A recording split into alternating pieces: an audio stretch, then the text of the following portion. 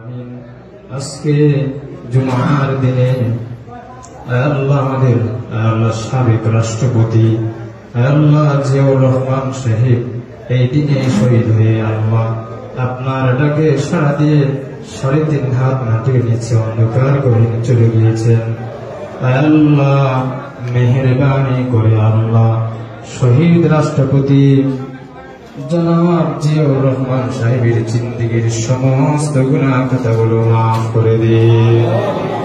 আল্লাহ তিনাকে আপনি শহীদি মর্যাদা, তিনার যত আত্মীয় স্বজন আওলাদ ফরজন আল্লাহ তিনার আগে পরে কবরে চলে গিয়েছেন তাদেরকেও মাফ করে দিন।